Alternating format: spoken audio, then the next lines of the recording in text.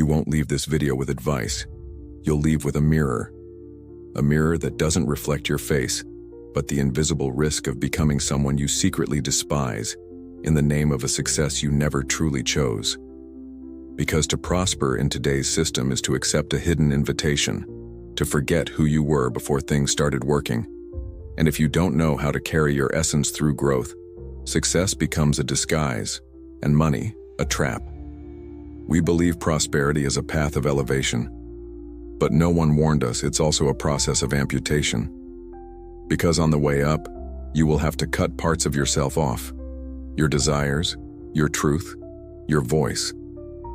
You'll have to suppress your tiredness, swallow your doubt, silence your intuition. And if you're not conscious, one day you'll wake up rich in numbers and bankrupt in soul, prosperous in the world, and hollow inside. Because you confused growth with adaptation, and adapted so well that you lost track of who you are. It starts with small choices. A yes you didn't mean, a client that demands a version of you that no longer exists. Slowly, you begin to replace presence with performance, purpose with productivity, connection with outcomes, and you don't notice. Because it's working, because they're applauding, because you're making it. But no one asks what it's costing you. No one reminds you that every gain demands emotional foundation, or it becomes a mask. And every mask eventually asks for payment. Now, maybe for the first time, something feels off. Even with everything working, even with the numbers growing, even with the praise coming in, your body starts to whisper, your mind starts to question, and your soul? It's been silent for weeks. You want to prosper, but part of you is wondering if in the process you're disappearing. And if you have the courage to follow that question, it might save you from yourself, or show you that what you call success is just a sophisticated escape from your truth. To prosper in a world built on performance isn't just about achieving. It's about emotionally surviving your own achievements. Because every step you climb brings a new expectation, a new demand, a new role.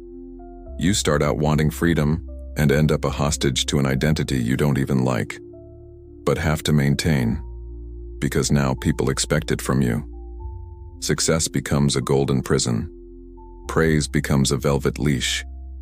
And the only thing that grows with your results is the gap between who you are and who you pretend to be. You say you want to prosper with purpose. But have you noticed how your purpose has been diluted along the way? First because there wasn't time, then because it didn't pay, then because it started making people uncomfortable, clients, colleagues, algorithms. So you reshaped your mission to fit the market. And now it works, but it doesn't pulse. It connects, but doesn't heal.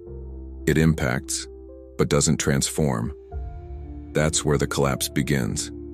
When what was once visceral becomes strategy. When your inner voice becomes a pitch. When your talent becomes content, and you call it evolution. When it's erosion. The world will reward you for betraying your truth. It will celebrate your adaptation, applaud your silence, pay you for your exhaustion.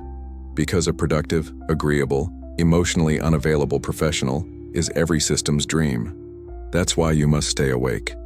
Because unconscious prosperity is the fastest path to elegant self-abandonment.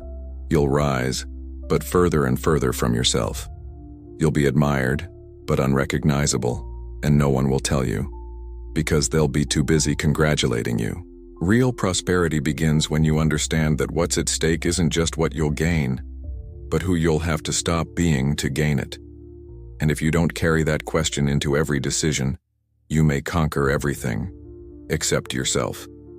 Because success without symbolic structure becomes character, and character doesn't feel. It performs, and performance doesn't nourish. It drains. Until one day, at the peak of your performance, you implode, silently, alone, and surrounded by applause. There's a moment in the journey of prosperity when scarcity is no longer the enemy. Excess is. Excess demand, excess expectation, excess exposure. You become a victim of your own performance. The better you deliver, the more they want. The more you grow, the less space you have to breathe. The world doesn't just want your productivity, it wants your emotional availability on command. It wants you to smile through exhaustion, to inspire while breaking down, to deliver while disappearing. And if you're not careful, you'll become a specialist in surviving what was supposed to be your celebration. To prosper without losing yourself requires a rare kind of strength. The strength to say no when everything screams yes. To reject opportunities that glitter outwardly but erode inwardly. To protect what can't be measured in revenue or reach. Your clarity, your coherence, your presence. But that doesn't trend. That doesn't scale. That doesn't sell. Which is why it's so hard. Because no one will understand when you slow down, when you turn down offers, when you prioritize silence. They'll say you're self-sabotaging, because we live in a culture where protecting yourself is confused with failing. But the real failure is something else. It's winning the game and forgetting why you started playing. It's looking around and realizing that despite the success, nothing feels like home. Not your work, not your body, not the life you've built. Because prospering without consciousness is like climbing a ladder leaning against the wrong wall. The higher you go, the further from yourself.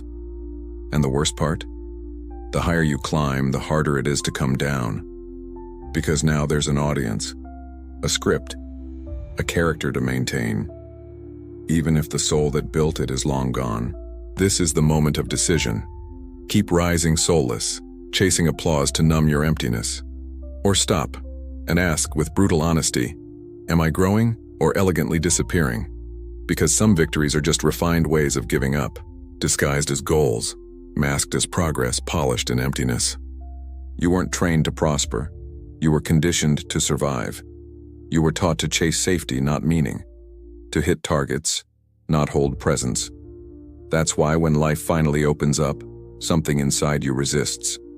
As if success were a foreign country, inhabited by versions of yourself that feel unfamiliar. And that discomfort, if ignored, turns into quiet sabotage. You start creating urgency where there's space, complications where there's calm, criticism where there's progress. Because prosperity demands something trauma doesn't allow. Rest. A mind trained by scarcity never trusts stability. It always expects the fall. So even in growth you remain alert, at war, afraid to let your guard down, because letting it down once cost you dearly. Now that things are working, you sabotage not out of stupidity, but survival. And that survival comes at a cost.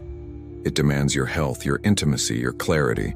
It turns every win into a battlefield, because you no longer know how to feel peace without fearing collapse. Peace has become a symbolic threat. And here lies the unseen dilemma. The system wants you to prosper, financially, as long as you remain emotionally unstable, because instability makes you predictable, dependent, the perfect consumer, productive, exhausted, needy, and grateful to be where you are even if you no longer know why. To prosper with presence is a subversive act, because it says, I choose to grow without abandoning myself. And in a culture that profits from your absence, that's revolutionary. That's why this lesson is mandatory, because it's not about earning more. It's about losing less of yourself. It's about winning without becoming a brand. About rising without forgetting who pushed you. About looking in the mirror and still recognizing yourself after the success. Because in the end, it's not about what you built. It's about what's left of you once everything works. And that's the question that separates those who truly prosper from those who simply disappear in high performance. There's a form of success that doesn't illuminate, it consumes. A success that expands on the outside while shrinking you on the inside. That impresses others while suffocating the one sustaining it. And you, without realizing it, may be getting devoured by it. Because not all progress is expansion. Sometimes it's just a refined form of escape, from feeling, from pausing, from existing without producing. In this model, prosperity becomes anesthesia. The more you accumulate, the less you listen. The more you accomplish, the less you recognize yourself. You become a delivery machine, but for whom? And why? The truth is, many prosper financially because they failed emotionally. They replaced feeling with doing, connection with performance, dreams with function. And now, even while admired, they're exhausted. Even well paid, they're empty. Even celebrated, they're confused. Because what they built wasn't a legacy. It was a functional character. A character trained to smile through exhaustion, inspire through collapse, respond, "I'm good," with a soul in combustion.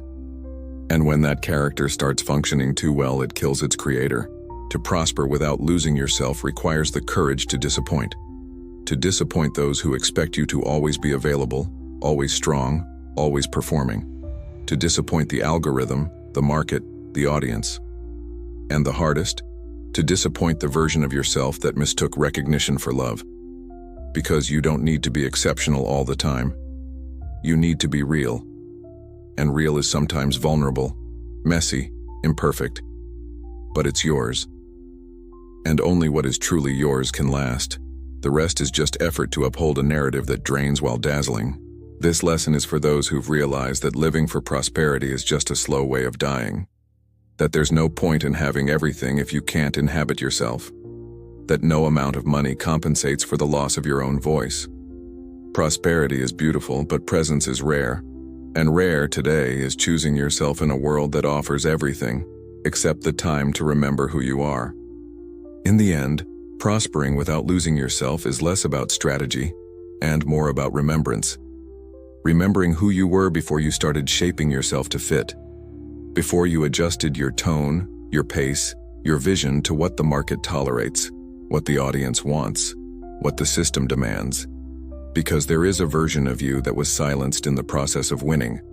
A spontaneous, intuitive, creative version who didn't just want to achieve, but to feel. And if that version is ignored for too long, it begins to die quietly. Not with symptoms, but with a constant sense of being present and absent at the same time, of doing everything right and still feeling like something vital was left behind. That's the hardest pain to name.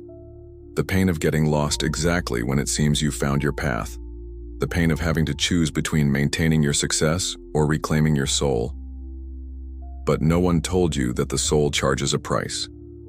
And it charges in the form of exhaustion that won't leave. Disconnection that keeps growing. Decisions that seem logical, but make you wither inside. Because prosperity is dangerous when you're not whole. When you're just functional. When your presence became a tool, not a root. When your life became a brand, not a home. That's why this lesson is not content. It's a calling. A calling for those who've realized that prosperity with soul is a political, symbolic, spiritual act. That it's no longer worth winning if the price is your disappearance. That it's no longer worth being admired if you don't recognize yourself in the mirror. That no success is worth the death of your truth. The world needs people who can hold abundance without abandoning sensitivity, who can create wealth without burying identity, who can take up space without losing ground. If you had the courage to stay until now, make silence your next step. A ritual silence. A silence of inner listening. A silence that asks with brutal honesty, what part of me is being forgotten in the name of progress? And if you're brave enough to hear the answer, you'll understand what few ever do. Prosperity is sacred, but only if you're whole enough to remain inside what you build. You started this for freedom, but with every step, you became someone you didn't recognize. They called it evolution, but inside something was vanishing. The price of progress was presence, because in this system, success is a ritual of forgetting. It gives you power, but asks for your essence. And now, you see it. You want to ascend without shedding your truth. Enter the map of occult reprogramming and hold your identity in a world built to erase it. If you had the courage to stay until now, don't share this for engagement. Share it as a mirror. Comment what part of you has been silenced in the name of progress. And if there's still a voice left, subscribe. Not to follow another channel, but to remember who you were before success made you forget. Prosperity means nothing if it costs your soul.